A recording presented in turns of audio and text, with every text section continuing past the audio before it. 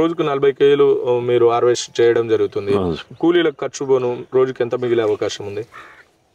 రోజు 3000 రూపాయలు మాకు మిగులుతాయి. ఇప్పుడు సంవత్సరం అవుతుంది కాబట్టి రోజుకి కూలీల ఖర్చులు రోజు 3000 రూపాయలు నికర ఆదాయం. జూన్ నుంచి ఇంకా ఇది పెరుగుతుంది. సో 3 సంవత్సరాలు దీని కాల పరిమితి అంటున్నారు. పెట్టిన 6 నెలలకు పంట వస్తుందని చెప్తున్నారు. 6 నెలల తర్వాత పంట డే బై డే తెంపుకోవాలా? కంటిన్యూషన్ గా మనకు వర్షం వచ్చినా ఎండ వచ్చినా ఏదొచ్చినా మేము ఖచ్చితంగా రోజు పండగ అయినా సరే పూలు తెంపాల్సింది. లేకపోతే ఈ పూలు ఏమవుతుందంటే ఈ రోజు తెంపకుంటే రేపు ఇది విచ్చుకుంటే మార్కెట్లోకి ఇది పనికిరాదు. కాబట్టి ఖచ్చితంగా మాకు ఏ కార్యక్రమం ఉన్నా సరే పూలు అయితే తెంపాల్సింది. 3 సంవత్సరాలు అంటే నిత్యం ఇదే పంట ఉందా? ఒక రోజు తగ్గుతుండే ఒక రోజు అంటే ఈ ఎండలకి కొంచెం తగ్గుతుంటది. మళ్ళీ తర్వాత జూన్ కొంచెం వర్షాలు పడితే మళ్ళీ గ్రోతింగ్ పెరుగుతుంటుంది. అంటే ఫస్ట్ సంవత్సరం ఎక్కువ పంట వచ్చే అవకాశం ఉందా?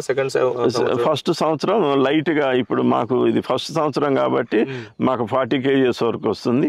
ఈ సంవత్సరం దాటితే మనకి ఇందులోనే కింటా వరకు మాకు దిగుబడి రోజు కింటా వరకు దిగుబడి. అంటే రెండో సంవత్సరం ఎక్కువ దిగుబడి, మరి మూడో సంవత్సరం కొంచెం తగ్గుద్ది. ఎన్ని సంవత్సరాలుగా వ్యవసాయంలో ఉన్నారండి? మేము దాదాపు ఒక 10 years నుంచి ఉన్నాం, కానీ ఈ లిల్లీ ఫ్లవర్ మాత్రం ఫస్ట్ టైం. అంటే హుజూర్నగర్ కాన్స్టిట్యుయెన్సీ లో ఎక్కువ శాతం ప్యాడీ పండిస్తాను.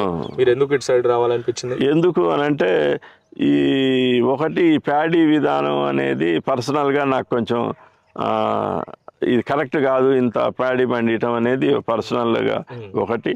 2, మనం వినూతనమైనటువంటి పంట వేయటం వల్లనే ప్రజలకి, మన రైతులకి కొంచెం మనం తెలియజేయటం జరుగుద్ది అని కమర్షియల్ వైపు రైతులందరికీ నేను రిక్వెస్ట్ చేసేది ఏంటంటే, ఈ ప్యాడీ పంట కంటే అంతకంటే 10 ఆదాయం వచ్చే పంటలు అనేక రకాలు ఉన్నాయి. కమర్షియల్ పంటల వైపు మన తెలంగాణ రైతులు మరలాలని చెప్పి నా విజ్ఞప్తి. సో